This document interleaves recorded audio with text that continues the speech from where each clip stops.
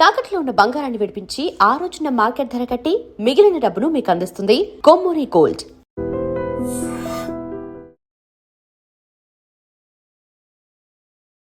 నమస్తే, welcome to I dream. నేను వలి. ప్రస్తుతం నాతో పాటు స్టూడియోలో ఉన్నారు సీనియర్ ఫిల్మ్ క్రిటిక్ భరద్వాజ్ గారు. మాట్లాడదాం సార్. నమస్కారం. నమస్తే. భరద్వాజ్ గారు, అసలు ఏ హీరోకి రానటువంటి విజయం తమిళనాడులో విజయ్కి వచ్చింది? అంటే గత కొన్ని ఏళ్లలో ఒకసారి పరిశీలిస్తే కమల్ హాసన్ పార్టీ పెట్టారు, తర్వాత అంతకుముందు విజయకాంత్ పార్టీ పెట్టారు, ఇక్కడ చిరంజీవి పెట్టారు, పవన్ కళ్యాణ్ గారు పెట్టారు. అంటే ఫస్ట్ టైం పార్టీ పెట్టిన 2 ఏళ్లలోనే ఇంత అద్భుత విజయం విజయ్కి ఎట్లా దక్కింది? ఏం చెప్తారు? అంటే మనకి గతంలో పార్టీ పెట్టి గెలిచి ముఖ్యమంత్రులైనటువంటి నాయకులు ఉన్నారు కదా, నట నాయకులు. ఎంజి రామచంద్రన్ 72లో బయటకు వచ్చాడు. ఆయన డిఎంకే నుంచి 72లో వచ్చి 77 ఎన్నికల్లో గెలిచాడు ఆయన. అంటే దాదాపు 4 సంవత్సరాలు కష్టం ఉంది ఆయనది. అయితే మొదటి ఎన్నికలోనే గెలిచాడు ఆయన. పార్టీ పెట్టిన తర్వాత మొదటి ఎన్నికలో 76లో డిఎంకే ప్రభుత్వాన్ని బర్తరఫ్ చేసింది ఇందిరాగాంధీ గారు. 77లో ఎలక్షన్ జరిగింది, ఎంజీఆర్ గెలిచాడు. 87 వరకు ఆయనే ముఖ్యమంత్రి, చనిపోయే వరకు. ఆ తర్వాత తమిళ రాజకీయాల్లో పార్టీ పెట్టాలి అని ప్రయత్నం చేసిన ఏ నట నాయకుడికి కూడా ఆ అవకాశం దక్కలేదు. దక్కకపోవడానికి కారణం ఏమిటి? వాళ్ళకి స్టార్డమ్ లేక అని అనుకోలేము. స్టార్డమ్ ఉన్నప్పటికీ సాధ్యం కాదు. అంటే కాన్ఫిడెన్స్ ఉండాలి, ఆల్టర్నేటివ్ లైన్ చెప్పగలగాలి, ప్రజలకి ఆల్టర్నేటివ్గా అనిపించాలి. అలా అనిపించటంలో సక్సెస్ అవడం వల్లనే ఎన్టీ రామారావు పార్టీ పెట్టిన 9 నెలల్లో వెళ్ళి సీఎం సీట్లో కూర్చోగలిగాడు. అంటే ఆయన డే 1 శత్రువు ఎవరు అనేది చెప్పేశాడు ప్రపంచానికి. చెప్పి ఫలానా వాళ్ళతో నా యుద్ధం అన్నాడు. ఈ యుద్ధంలో మీరు నాతో ఉంటారో లేదో తేల్చుకోండి. మీరు సఫరర్స్ అయి ఉంటే నేను మీ తరఫున యుద్ధం చేయడానికి వచ్చేసా. ఇప్పుడు నిర్ణయం మీ చేతుల్లో పెడుతున్నా అన్నాడు. అలాంటి డైలాగులు, ఆ మాటలు చిరంజీవి దగ్గర నుంచి జనం ఎక్స్పెక్ట్ చేశారు, కానీ రాలేదు. ఆయన సున్నిత మనసు కూడా ఇంకొకట అనేది పక్కన పెట్టేస్తే, యుద్ధంలో దిగిన తర్వాత నువ్వు సైనికుడిగానే ఉండాలి. ఆయన రోడ్డు మీదకి వచ్చిన రోజున, ఎన్టీఆర్ రోడ్డు మీదకి వచ్చిన రోజున, ఆయనకి ఆ రోజున సలహాదారులుగా ఉన్నటువంటి నాదెండ్ల భాస్కర్రావు గారు, ఇలాంటి వాళ్ళు, నల్లపరెడ్డి శ్రీనివాసులు రెడ్డి గారు, వీళ్ళు ఒక రూట్ మ్యాప్ ఇచ్చారు. స్టేట్ మొత్తంలో ఇన్ని సెంటర్లో మనం బహిరంగ సభలు పెడితే పని అయిపోతుంది అని. దాన్ని ఆ కాగితం తీసి పక్కన పడేసి, ఇవన్నీ కాదు, మనం చైతన్య రథం వేసుకుని రోడ్డు మీదకి వెళ్తున్నాం, వెళ్ళి మొత్తం రాష్ట్రం అంతా తిరిగేయటమే పని, ఇలా సభలు పెట్టడం అనే ప్రోగ్రాం పెట్టకండి అని చెప్పి వెంటనే ఆయన జెమినీ స్టూడియో నుంచి కొనుక్కొచ్చినటువంటి ఒక వ్యాన్ ఉంటే దాన్ని రిపేర్ చేసి రోడ్డు ఎక్కాడు. అంతే, అయిపోయింది. ఒక ఆల్టర్నేటివ్గా జనంలోకి ఎమర్జ్ అవ్వటం అనేది నాయకుడికి ఉండాల్సిన లక్షణం. విజయ్ ఏం చెప్పాడు? రాజకీయాల్లోకి రాగానే మొదట చెప్పినటువంటి మాట, నేను స్టేట్లో అధికారంలో ఉన్న డిఎంకేకి, కేంద్రంలో అధికారంలో ఉన్న బీజేపీకి సమాన దూరంలో వ్యవహరించదలుచుకుంటున్నాను అని చెప్పాను. ఆ స్టాండ్ మీద ఉన్నాడు. చివరి వరకు మాట మార్చలేదు. ఎన్ని పుకార్లు వచ్చినప్పటికీ అతను బీజేపీ చేతిలో కత్తి అని మొదట ఒక మాట వచ్చింది బయటికి. దాని మీద తమిళ పత్రికల్లో వార్తలు వచ్చినాయి, తెలుగు మీడియాలో వార్తలు వచ్చినాయి. అంటే వాళ్ళు డిఎంకే, అంటే ఆపరేషన్ డిఎంకే అనే పనిలో బీజేపీ ఉంది. డిఎంకేని దెబ్బ కొట్టడానికి, వాళ్ళకున్నటువంటి ద్రవిడ ఓట్ బ్యాంక్ని దెబ్బ కొట్టడానికి విజయ్ని రంగంలోకి దింపారు అనే ప్రచారం జరిగింది. ఇదే టైంలో బీజేపీకి చెందిన మీడియా ఇంకొక కథని ప్రచారంలోకి తీసుకొచ్చింది, జాతీయ మీడియా.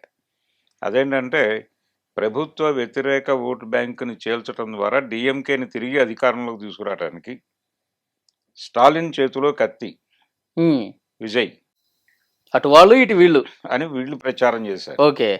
ఈ 2 ప్రచారాలని సైలెంట్గా గమనించాడు తప్ప అతను ఎక్కడా ఒక మాట మాట్లాడలేదు. అలా చూస్తూ ఉన్నాడు. తన పద్ధతిలో తాను వెడుతున్నాడు. స్కూళ్ళకి వెళ్ళాడు, కాలేజీలకు వెళ్ళాడు. ఇది వర్కౌట్ అయింది.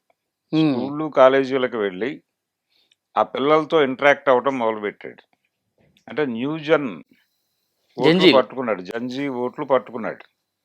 ఆ పట్టుకోవడానికి ప్రాతిపదిక ఏమిటి అనేది అక్కడి నుంచి మాట్లాడటం మొదలుపెట్టాడు. 25 నుంచి నడుస్తోంది ఈ కార్యక్రమం. ఉమ్, 25లో ఆయన చాలా స్కూళ్ళు సందర్శించాడు. అలాగే లాస్ట్ టైం జరిగినటువంటి ఎలక్షన్లో తను సైకిల్ వేసుకుని వెళ్ళి ఓటేసి వచ్చాడు. ఉమ్. అంటే డిఎంకేకి సపోర్ట్ చేస్తున్నానని చెప్పినట్టుగా. చెప్పాడు ఉమ్. చెప్పాడు ఈ విన్యాసాలన్నీ నడిచినాయి. ఆయన నరేంద్ర మోడీతో ఫోటో దిగాడు కదా, ఇవన్నీ ప్రదర్శిస్తున్నారు. కానీ తనకంటూ పార్టీ పెట్టిన తర్వాత ఒక స్టాండ్ ప్రకటించిన తర్వాత ఆ స్టాండ్ నుంచి డీవియేట్ కాల. మధ్యలో అతని మీద వ్యక్తిగతమైన దాడులు జరిగినాయి. అంటే బీజేపీ నుంచే జరిగింది అది కూడా. ఉమ్, భారతీయ జనతా పార్టీ ఈయన బహిరంగ సభలో గందరగోళం అయ్యి అక్కడ స్టాంపేడ్ జరిగి జనాలు అవును, చచ్చిపోయినటువంటి కరూరులో 41 సందర్భంలో- మంది చనిపోయారు. చనిపోయిన సందర్భంలో సిబిఐ ఎంక్వైరీ అని ఒక హడావిడి క్రియేట్ చేశారు. నిజానికి ఆయన అక్కడ నిలబడి ఉండాల్సింది ఆ రోజు. మెడ్రాస్ రాకుండా అక్కడే ఉండి గనక చేసుంటే దాని ప్రభావం బాగా ఉండేది. కానీ ఆయన వచ్చేసి మాట్లాడటం మీద పొలిటికల్ క్రిటిసిజం బలంగా జరిగింది. ఉమ్. ఆయన అక్కడ ఉంటే ఇంకా ఎక్కువ ఇబ్బంది అయ్యేది. అంటే ఆ సీన్ అయిపోయిన తర్వాత తను అక్కడే ఉండి ఓకే. ఆర్గనైజ్ చేసుంటే బాగుండేది అనేది ఒక అభిప్రాయం వచ్చింది ఆ టైంలో. ఉమ్, అయితే నష్టం జరిగింది కానీ దాన్ని ఏదో పద్ధతిలో తను అక్కడ కూడా అతను ఎక్కువ రియాక్ట్ కాల. వచ్చినటువంటి విమర్శలు దేనికి కూడా ఓపెన్గా సమాధానాలు చెప్పడం, వాళ్ళని ఖండించడం, ఇలాంటి కార్యక్రమాలు ఎప్పుడూ పెట్టుకోలేదు అతను. ఉమ్, అలాగే అంటే విజయ్ రోడ్డు మీదకి ఎందుకు రాడు, జనంలోకి ఎందుకు రాడు, అతనికి ఒక ప్రాబ్లం ఉంది, త్రిష వదిలితే కదా అతను రావాల్సింది అన్నాడు నాగేంద్రన్. అన్నప్పుడు కూడా అతను రియాక్ట్ కాల. త్రిష రియాక్ట్ అయింది. ఏం మాట్లాడుతున్నారు మీరు అంది. కానీ తను మాట్లాడలే. అలాగే తన వైఫ్కు సంబంధించి డివోర్స్కు సంబంధించి మీడియాలో విపరీతంగా వార్తలు సర్క్యులేట్ అయిన రోజున కూడా అతను రియాక్ట్ కాల. ఉమ్, ఒకటే మాట చెప్పాడు. ఆ మాట ఏంటంటే, నా కుటుంబంలో గొడవలు ఉన్నాయి, అందరి కుటుంబాల్లో ఉన్నట్టుగానే ఆ గొడవలు నేను సార్ట్అవుట్ చేసుకోగలను, మీరు చేసుకోగలరు. మీ ఇళ్లలో గొడవలు మీరు సార్ట్అవుట్ చేసుకోండి, మా ఇంట్లో గొడవలు నేను సార్ట్అవుట్ చేసుకుంటాను. మనందరం కలిసి చేయాల్సిన పని ఒకటి ఉంది, ఉమ్, దాని గురించి ఆలోచిద్దాం, ఈ చెత్త అంతా పక్కన పెట్టి అన్నాడు. ఉమ్. అంత గౌరవప్రదమైన ప్రకటన ఎవడైనా చేయగలడా ఆ కండిషన్లో ఉన్నవాడు? అది బాగా పనిచేసింది జనాల్లో. ఇవన్నీ వర్కౌట్ అయ్యి అతనిలో ఒక ఆల్టర్నేటివ్ చూశారు జనాలు. అంటే తమిళ రాజకీయాల్లో ఒకటి ఉంది, ఒక 5 ఏళ్ళు ఒకళ్ళని ఉంచితే ఇంకొక 5 ఏళ్ళు ఇంకోళ్ళని ఉంచుతారు అనేది ఒకటి ఉంది. అవును. కానీ 10 సంవత్సరాలు ఎంజీఆర్ని చూశారుగా. ఎంజీఆర్ ఉన్నంతకాలం ఆ ఏరియా అంటే అసెంబ్లీ కాంపౌండ్కి దూరంగానే కరుణానిధి ఉండాల్సి వచ్చింది కదా. ఆయన వెళ్ళిపోయిన తర్వాత జరిగిన ఎన్నికల్లో మళ్ళీ కరుణానిధి అధికారంలోకి వచ్చాడు. కాబట్టి తమిళ రాజకీయాల్లో ఈ 5 ఏళ్లకు ఒకసారి మారతారు అనేది బ్రేక్ చేయబోతున్నాడు స్టాలిన్. అలాగే తండ్రికి మించిన తనయుడు కాబోతున్నాడు. ఈ చర్చ అంతా జరిగింది. అవును. డిఎంకే మీద బలమైన వ్యతిరేకత అయితే లేదు జనంలో. ఉమ్. వ్యతిరేకత ఉంది, అయితే ఓడించేంత వ్యతిరేకత లేదు. ఓడించేంత వ్యతిరేకత లేదు. కానీ విజయ్ పార్టీ లేకపోతే విజయ్ డిఎంకే వచ్చేదేమో. వచ్చేది డెఫినెట్గా. అంటే విజయ్ నమిలింది 25% డిఎంకేని, 70% పైన ఏడిఎంకేని అన్నాడు డిఎంకేని. ఆయన ఇప్పుడు గెలిచినటువంటి సీట్ల ప్రకారం చూస్తే ఉమ్, ఆయన ఆయన ఎవరిని టార్గెట్ చేయలేదు కానీ స్టాలిన్ కూడా ఓడిపోయే పరిస్థితి క్రియేట్ అయిపోయింది ఉమ్, ఆటోమేటిక్గా. అంటే అవును. జనం ఆల్టర్నేటివ్గా చూశారు అతన్ని. ఆల్టర్నేటివ్గా చూడటానికి కారణం అతను ఓవర్ స్టేట్మెంట్లు లేవు, అతిగా మాట్లాడలేదు ఎక్కడ. ఉమ్, ఉన్న విషయాలు తను పవర్లోకి వస్తే ఏం చేయగలడో అది చెప్పాడు. ఓకే. ఏం చెయ్యాలనుకుంటున్నారో, ఎందుకు రాజకీయాల్లోకి రావాల్సి వచ్చిందో చెప్పాడు. నేను సోలోగానే ఉంటాను అనే మాట ఒకటి చెప్పాడు. తర్వాత నేను అధికారంలోకి రాబోతున్నాను అన్నాడు. అంతే తప్ప నేను అధికారంలోకి రావాలో వద్దో మీరు నిర్ణయించండి, అప్పుడు చూద్దాం. ఇప్పుడు ఒక వీడియో వైరల్ అవుతోంది తెలుగు రాష్ట్రాల్లో. ఎవరిది? పవన్ కళ్యాణ్ మాట్లాడింది క్యాడర్తో. మీరు చెప్పగలరా? నేను సోలోగా వస్తే నేను గెలిచేయగలనా? మీరు చెప్పండి అని మాట్లాడుతున్నాడు ఆయన. ఉమ్, ఆ వీడియో తిప్పుతున్నారు ఇప్పుడు. అంటే ఈ ఈ సందేహం లేదు. రెండోది అభిమానులతో ఆయన సమావేశాలు నిర్వహించాడు. అభిమానుల్ని ముందు ఆర్గనైజ్ చేశాడు. ఒక నిర్మాణంలోకి తీసుకొచ్చాడు వాళ్ళని. తీసుకొచ్చి వాళ్ళ ద్వారా తన అభిప్రాయాన్ని జనంలోకి తీసుకెళ్ళాడు. ఉమ్, ఈ కనెక్టివిటీ, ఈ నెట్వర్క్ ఏర్పాటు చేసుకున్న తర్వాత పార్టీ అనౌన్స్ అంతే. చేశాడు అతను. ఉమ్. ఇవన్నీ పనిచేసినాయి. సార్ మొత్తం 234 నియోజకవర్గాల్లో ఆయన సరిగ్గా ఒక 50 నియోజకవర్గాలు కూడా తిరగలేదంట కదా సార్ ఆయన. ఏది అంటే తిరిగిన వ్యవహారం కూడా లేదు నిజంగానే. అది ఉమ్, నిజంగానే ఇది ఒక నిశ్శబ్ద విప్లవంగానే కనిపిస్తోంది. ఉమ్, అంటే తను తిరగలేదు, తను ఏదో ప్రయత్నం చేస్తున్నట్టుగా కూడా ప్రపంచానికి అనిపించలేదు. అనిపించలా. అనిపించకపోవడం, అక్కడ జనంలో డిఎంకే పట్ల భారీ వ్యతిరేకత లేకపోవడం.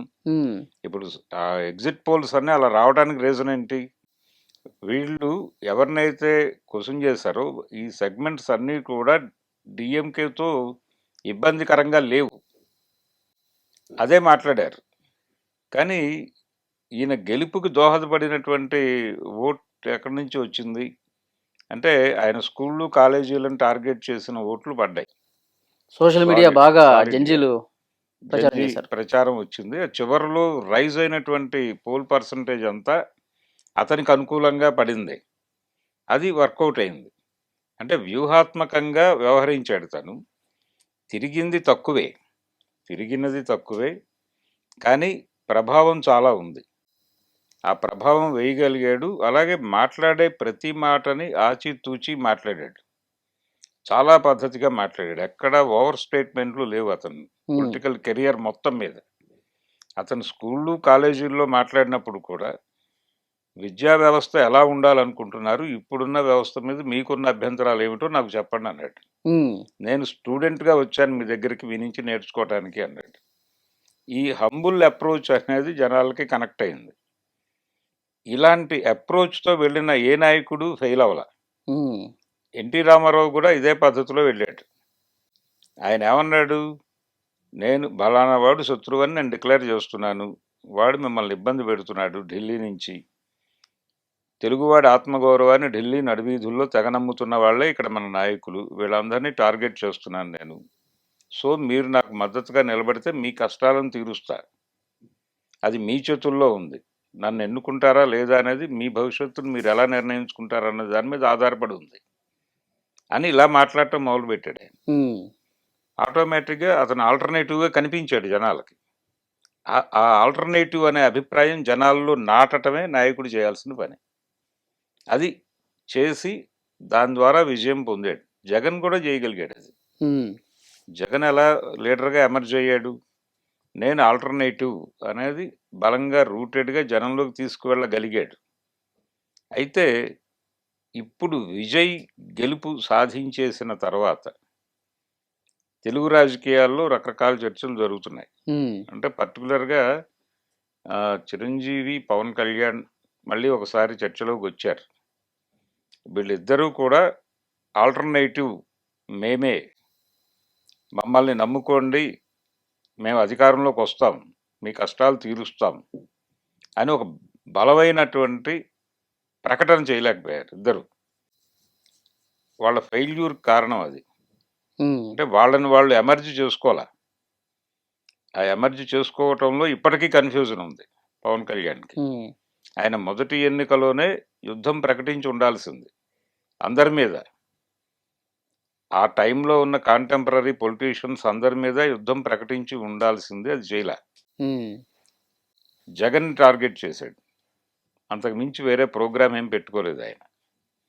చిరంజీవి గారి దగ్గరికి వస్తే ఆయన అందరూ మంచివాళ్లే అన్నాడు.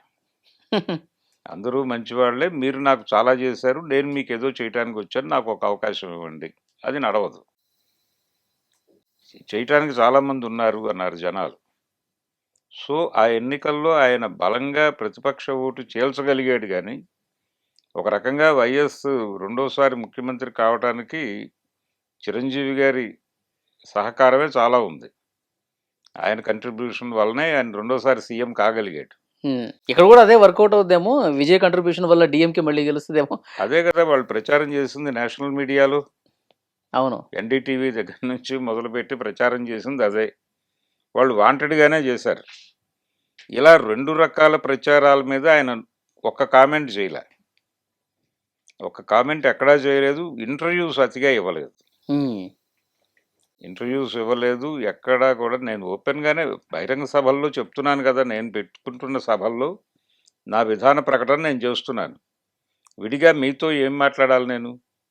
ప్రాక్టికల్‌గా ఇబ్బందులొచ్చినప్పుడు మనం మాట్లాడుకుందాం అని చెప్పాడు మీడియాతో. ఓకే. తప్ప ఎక్కడ 1-1 ఇంటర్వ్యూస్‌కి ఇలాంటి వాటికి కూడా వెళ్ళలేదు తను. హ్మ్. అలా స్టేబుల్‌గా నిలబడటము, హంబుల్‌గా ఉండటం ఇవన్నీ కలిసొచ్చినాయి. ఓకే. సార్ సెకండ్ లేడీ ప్రభావం అని చెప్పి ఒక చర్చ విపరీతంగా జరుగుతుంది. గతంలో జయలలిత, ఇప్పుడు త్రిష. త్రిష అంటే జయలలితకి ఒక ట్రావెల్ ఉందండి. పొలిటికల్ ట్రావెల్ ఉంది. హ్మ్.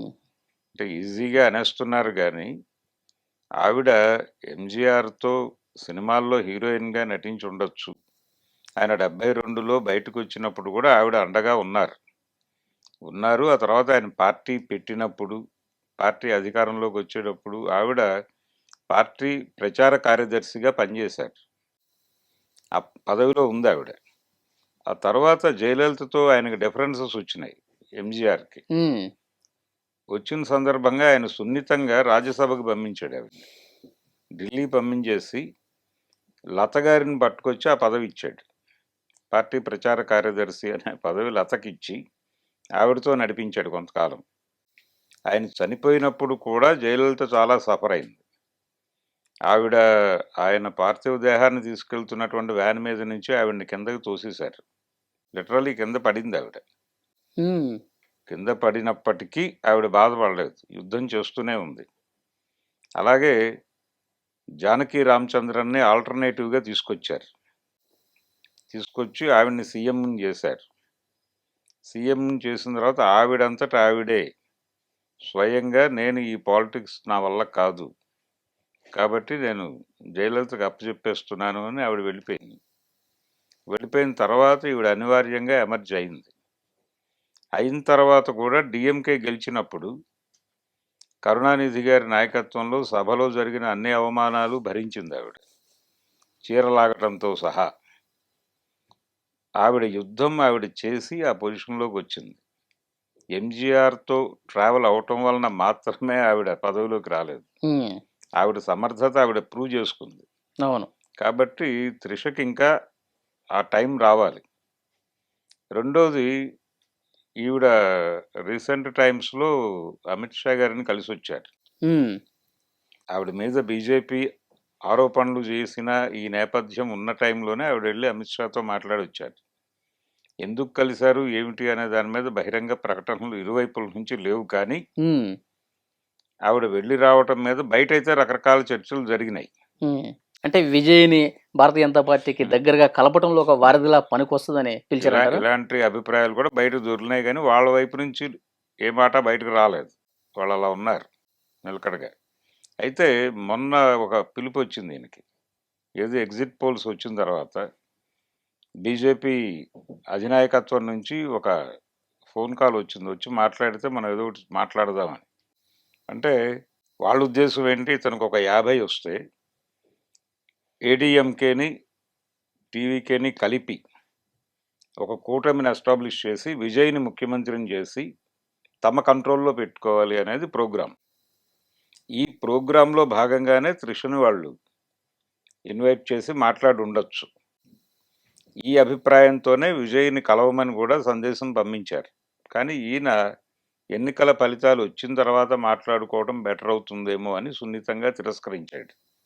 ఈ తిరస్కరించటంలో కూడా విజయ్ వ్యూహం వర్కౌట్ అయింది. అవును. ఇప్పుడు సింగిల్ లార్జెస్ట్ పార్టీగా ఎమర్జ్ అయ్యాడు తను. అంతే. ఇప్పుడు ఒక 10 మందిని కూపప్ చేయడం అనేది పెద్ద కష్టమైన వ్యవహారం ఏమీ కాదు. కాదు. అది ఆర్గనైజ్ చేసి నేను పార్టీ పెట్టిన మొదటి రోజు ఏం మాట్లాడానో అదే స్టాండ్ మీద ఉన్నాను. నేను కేంద్రంలో ఉన్నటువంటి బీజేపీకి కూడా సమాన దూరంలోనే ఉంటాను హ్మ్. అనే స్టాండ్‌లో ఏ మార్పు లేదు అని గనక అంటే, అప్పుడు బీజేపీ ఆపరేషన్ తమిళనాడు అనే మిషన్ ఫెయిల్ అయినట్టుగానే భావించాలి. హ్మ్. అంటే డీఎంకేని కొట్టేసి తన చెప్పు చేతల్లో ఉండే ప్రభుత్వాన్ని అక్కడ ప్లాంట్ చేయాలి అనేది వాళ్ళ ఒరిజినల్ వ్యూహం. ఆ వ్యూహం దెబ్బ కొట్టడం అనేది ఇప్పుడు విజయ్ చేతుల్లో ఉంది. ఇప్పుడు కాంగ్రెస్తో మంతనాలు జరుపుతున్నారు. వాళ్ళ ఫాదర్ కూడా చెప్పారు, అవును. మీరు డిఎంకేని వదిలేసి కాంగ్రెస్ పార్టీ మాతో కలవండి, చిన్న అవును. చిన్న పార్టీలు కూడా కొన్ని ఉన్నాయి, అందరం కలిసి ఫామ్ అంటే చేద్దాం. డిఎంకే ఫెయిల్యూర్స్‌లో అది కూడా ఉంది. ఉమ్, అంటే కాంగ్రెస్‌తో ప్రాపర్ స్నేహం నెరపలేదాయన. వాళ్ళని దూరంగానే పెట్టాడు. అది కూడా ఇబ్బంది పెట్టింది. ఉమ్, అలాగే ఒక ఐక్య సంఘటన కట్టడానికి కూడా ఆయన ముందుకు రాలే స్టాలిన్. అవకాశం వచ్చింది. వచ్చినప్పుడు కూడా వదిలేసాడాయన. ఆ తర్వాత కుటుంబ పాలన అనేటువంటి ఒక ప్రోగ్రామ్ నడిచింది. ఒక క్యాంపెయిన్. అది కొంచెం ప్రభావం చూపించి ఉండొచ్చు. కానీ ప్రభుత్వ కార్యక్రమాల పట్ల ఆయన యాక్సెస్ ఇచ్చేవాడు ప్రతి ఒక్కడికి. అంటే ఒక సీఎంని కలవటానికి ప్రోటోకాల్ వ్యవహారం ఉంటుంది బయటంతా. స్టాలిన్ రాజ్యంలో అది లేదు. ఎవరైనా వెళ్ళి ఉదయం వెళ్తే సాయంత్రం లోపు కలిసేవాడు ఆయన. ఉమ్, వినేవాడు. చేయగలిగితే చేసేవాడు, లేదంటే లేదు. ఆయనకున్నటువంటి బలం అదే. ఆయన నమ్ముకుంది కూడా దాన్నే. నా యాక్సెసిబిలిటీయే నన్ను గెలిపిస్తుంది అనుకున్నాడు. కానీ ఇబ్బంది పెట్టింది. ఇబ్బంది నడిచింది. అది విజయ్ రూపంలో వచ్చేసింది. ఉమ్, ఇది జరిగినప్పటికీ కూడా ఇప్పటికీ విజయ్ ఆ స్టాండ్ మీద ఉన్నాను అని గనక ఓకే. చెప్పగలిగితే మాత్రం ఆపరేషన్ తమిళనాడు దెబ్బతిన్నట్టుగానే భావిస్తారు వాళ్ళు. ఓకే. అది విజయ్ని ఎమర్జీ చేస్తుంది లీడర్గా. ఉమ్, ఎమర్జీ చేస్తుంది. నెమ్మదిగా కమల్ హాసన్ లాంటి వాళ్ళు కూడా ప్రో విజయ్ స్టాండ్లోకి వచ్చేస్తారు. వచ్చేస్తారు. ఆయన ఇప్పుడు అలాంటి యాక్చువల్గా డిఎంకేతో ఉన్నాడుగా కమల్ హాసన్. అవును. డిఎంకేతో ఉన్నాడు. అంటే ద్రవిడ్ ఐడెంటిటీతో ఉన్నాడు తను. ఉమ్, రజనీకాంత్ భయపడింది కూడా ఇక్కడే. అంటే ఒక స్టాండ్ ప్రకటించేసి మొత్తం అందరి మీద మాట్లాడాలి అనివార్యంగా. మాట్లాడాలి. అందరినీ శత్రువులను చేసుకోవటం అవుతుందేమో అనే చిన్న డైలమాతో ఆయన సత్యనారాయణ గారే గుంజుతూ ఉన్నాడు ఆయన్ని. పార్టీ పెట్టి నువ్వే సీఎంవి అని. చివరికి ఆఖరి నిమిషంలో ఒక 1 వీక్ బిఫోర్ ఆయన నో అనేసాడు. అప్పుడు పోస్టర్లు వేశారు తమిళనాడు నిండా, పార్టీ పెట్టబోవడం లేదు, ఎవరూ రావద్దు మెడ్రాస్కి అని. అటువంటి కండిషన్లో ఆయన నిష్క్రమణ జరిగింది. ఉమ్, విజయ్ ఈ సంకోచాలు ఏవి పెట్టుకోలేదు. ఉమ్. అలాగే తనంతట అంటే తానే రజనీకాంత్ గారు పార్టీ పెట్టకపోవటం అనేది విజయ్కి బాగా కలిసి వచ్చిందంటారా? రెండు వేరు వేరుగా డెఫినెట్గా చూడాలా? డెఫినెట్గా ఉమ్, అంటే వాక్యూమ్ ఉంది. ఏడీఎంకే వీక్ అవుతోంది, డిఎంకే ఒకటే ఉంది, ఒక ఆల్టర్నేటివ్కి అవకాశం ఉంది అనేది సత్యనారాయణ గారు స్మెల్ చేసి రజనీకాంత్ని ముందుకు లాగే ప్రయత్నం చేశాడు ఆయన. ఉమ్, రజనీకాంత్కి ఉన్నటువంటి డైలమా అది. ఆయన అభిమానులతో ఒక మీటింగ్ ఆర్గనైజ్ చేశాడు రజనీకాంత్ని పెట్టి, ఉమ్, రజనీ ఫ్యాన్స్తో. అది లైవ్ టెలికాస్ట్ అయింది. ఆ సందర్భంగా కూడా రజనీకాంత్ కాన్ఫిడెంట్గా మాట్లాడలేదు. ఆ రోజు కూడా ఉమ్. మాట్లాడలేదు. అక్కడి నుంచి ఆయన మీద డౌట్స్ ఏర్పడిపోయినాయి జనాలకి.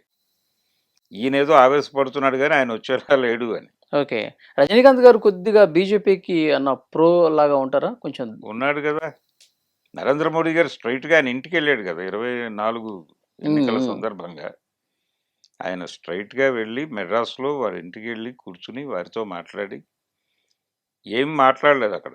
మీరు బాగున్నారా, ఆరోగ్యం బాగుందా, ఈ మాటలు, ఆ వీడియో సర్క్యులేట్ అయింది బయట. అదే ఆయన ప్రోగ్రాం. అంటే తమిళ్లో రజనీకాంత్కున్న ఇమేజ్ని బీజేపీకి అనుకూలంగా వాడుకోవటం కోసం చేసిన యాత్ర అది. అది రజనీకాంత్ అలా ఉపయోగపడ్డాడు. ఒక యాడ్ ఫిల్మ్లో యాక్ట్ చేసినట్టుగా తయారైంది అది. ఆ తర్వాత నరేంద్ర మోడీని కూడా తిట్టాల్సిన పరిస్థితి వస్తుంది ఈయన పవర్లోకి వస్తాయి. పవర్ కానీ పాలిటిక్స్లోకి వస్తాయి అనివార్యంగా. ఒక స్టాండ్ తీసుకుని దాని మీద బలంగా నిలబడటం అనేది గనక ఉంటే ఎవరికైనా విజయం సాధ్యమే అనేది ఒకసారి ప్రూవ్ చేశాడు విజయ్. ఉమ్, ఉమ్. ఆ రోజుల్లో రామారావు గారు ప్రూవ్ చేశాడు. అంతకుముందు ఎంజీఆర్ ప్రూవ్ చేశాడు. ఎంజీఆర్ కంటే ఎన్టీఆర్ కొంచెం డిఫరెంట్ ఏరియాలోకి వెళ్ళాడు. ఎంజీఆర్ ఎప్పుడు కేంద్రంతో యుద్ధం చేయాలనుకోలేదు. కేంద్రంతో సయోధ్యగా ఉండి నిధులు తెచ్చుకుని రాష్ట్రాభివృద్ధి చేసుకుంటూ తన ఓట్ బ్యాంకుని సెక్యూర్ చేసుకుంటే చాలు అనేదే ఆయన వ్యూహం. ఎన్టీ రామారావు డే 1 నుంచి ఢిల్లీ మీద ధ్వజమెత్తేవాడు. ఇది తప్పు, వద్దు అని చెప్పినాక సంజీవ్ రెడ్డి లాంటి వాడు వచ్చి చెప్పినా కానీ వినలేదు ఈయన. వినలేదు. పైగా జాతీయ రాజకీయాల్లో ఒక ఫెడరల్ ఫ్రంట్ పెట్టాలి అనే ప్రోగ్రాం తీసుకున్నాడు ఆయన. కాంగ్రెసేతర ముఖ్యమంత్రులందరినీ పిలిచి విజయవాడలో సమావేశం పెట్టాడు. ఇలాంటి కార్యక్రమం అలాగే ప్రాంతీయ పార్టీల కూటమితో కేంద్రంలో ప్రభుత్వాన్ని ఏర్పాటు చేయాలనే ప్రోగ్రాంతో ఈయన నేషనల్ ఫ్రంట్ పెట్టాడు. అలా బీజేపీకి శత్రువు అయ్యాడు. అంటే బీజేపీ స్ట్రైట్గా వచ్చి మాట్లాడాడు అద్వానీ గారు. మాట్లాడి యాంటీ కాంగ్రెస్ అన్నప్పుడు మీరు బీజేపీతో కదా కలిసి నడవాల్సింది అంటే, లేదు ప్రాంతీయ పార్టీల కూటమిని ఢిల్లీలో అధికారంలోకి తీసుకొస్తే తప్ప ఫెడరలిజం బతకదు అన్నాడు ఈయన. దాంతో తేడాలు వచ్చినాయి. ఎన్టీ రామారావు మీద వాళ్ళు పుస్తకం వేశారు.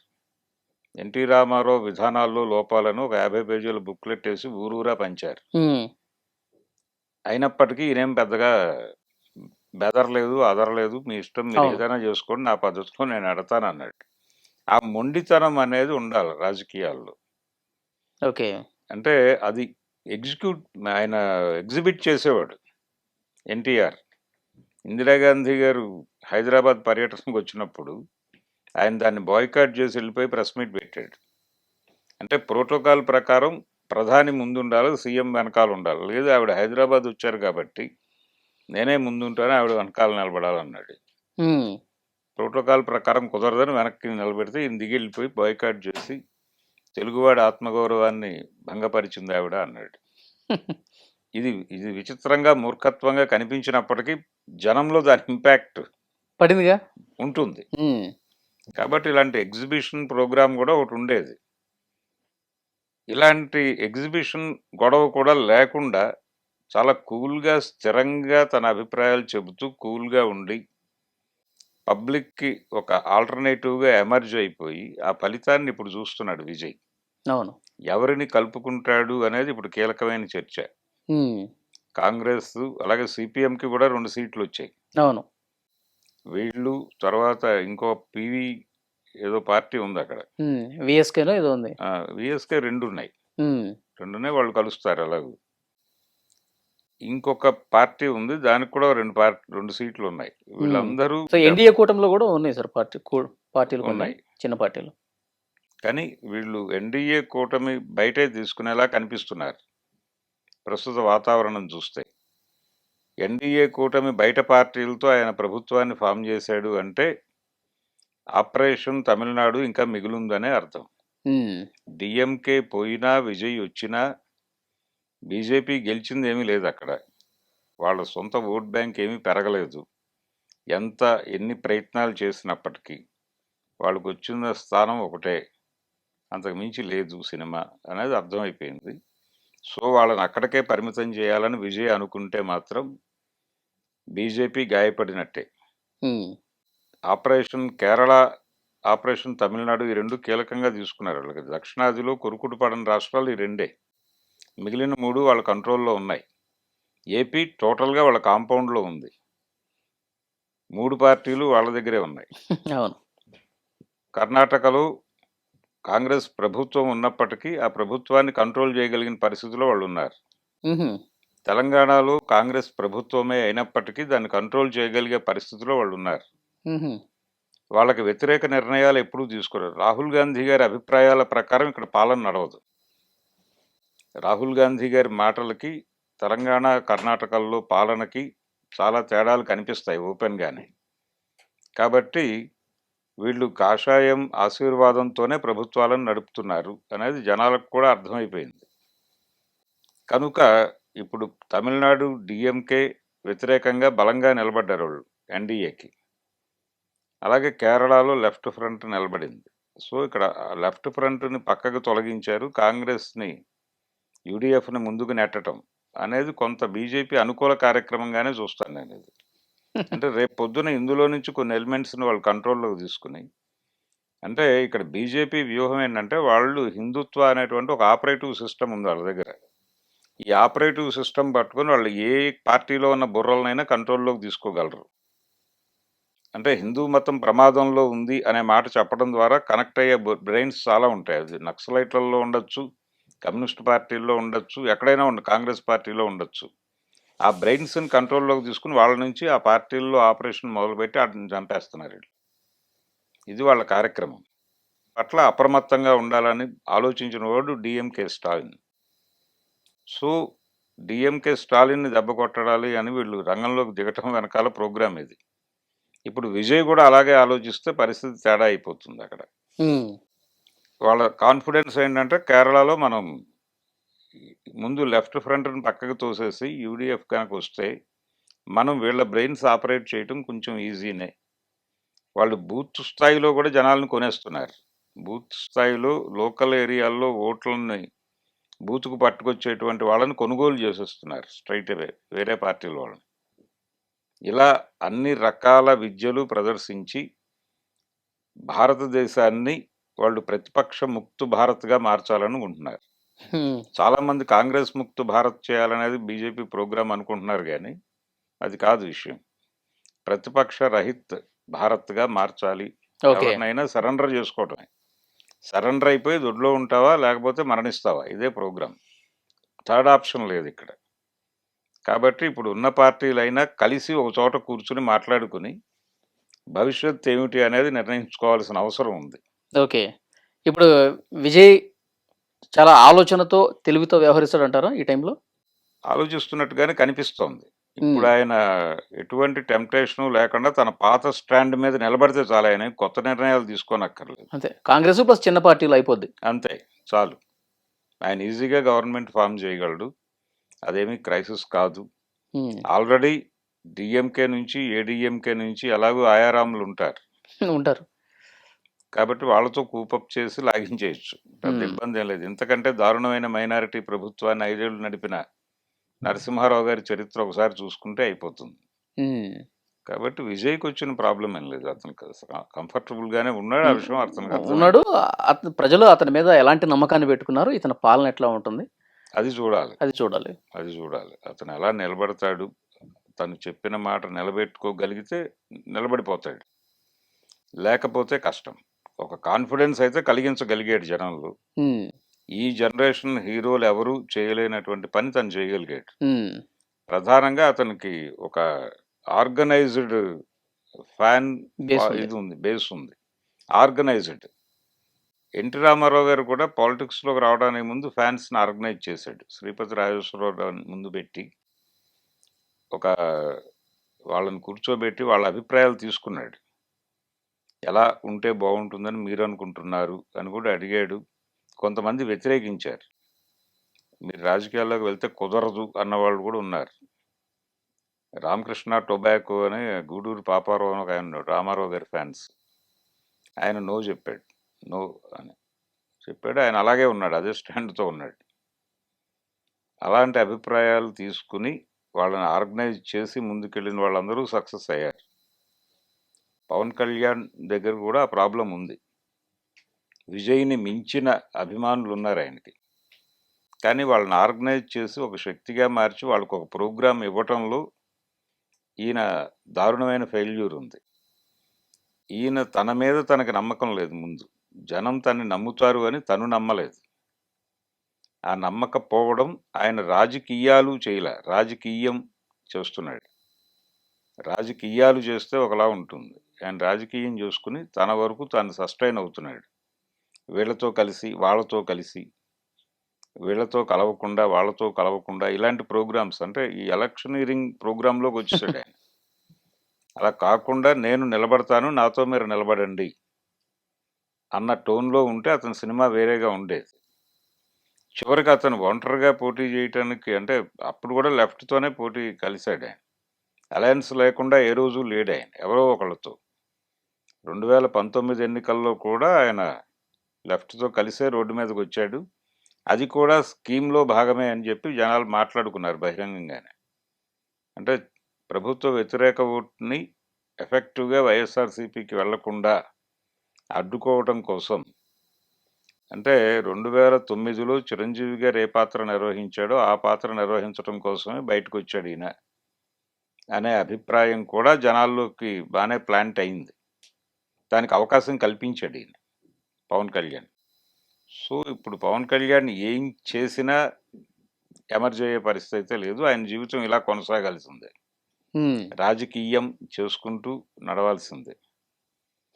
సో ఒక రోల్ మోడల్గా అయితే విజయ్ని చూడాలి ఇప్పుడు. అంతే. విజయ్ని ఆదర్శంగా తీసుకుని ఇంకెవరైనా కొత్త హీరోలు వస్తారేమో చూడాలి రాజకీయాల్లోకి. చూద్దాం సార్ ఏం జరగబోతుందో. తమిళనాడు పాలిటిక్స్లో అయితే ఒక సంచలనం నమోదు చేశాడు విజయ్. అవును. ఆయన పాలన కూడా ప్రజల్లో ఏదైతే నమ్మకాన్ని కలిగించాడో దాన్ని నిలబెట్టుకుంటాడా లేదా భవిష్యత్తులో మనం మళ్ళీ మాట్లాడుకుందాం. Thank you very much. Thank you. And for more videos, Please subscribe to iDream. Please subscribe to iDream. Please subscribe iDreams. And please subscribe to iDream. For more videos, subscribe to iDream. please like, share, and subscribe to the channel. Congratulations, iDream. Subscribe to iDream. Subscribe to iDream. So subscribe to iDream Media. iDream team andarki huge congratulations. Please subscribe iDream Media. Please subscribe to iDream. Subscribe iDream. Please subscribe to iDream. iDream అంటే నా కళల ఛానల్ను subscribe చేసుకున్న నోరు తిరుగుతలేదు, మీరైతే గంట గుర్తు కొట్టండి. For more such videos, please subscribe to iDream. Subscribe to iDream. Please subscribe to iDream. Please subscribe iDream Media. Please do subscribe to iDream. Please subscribe to iDream Media. For best entertainment and information, please subscribe iDream. And don't forget to subscribe to iDream.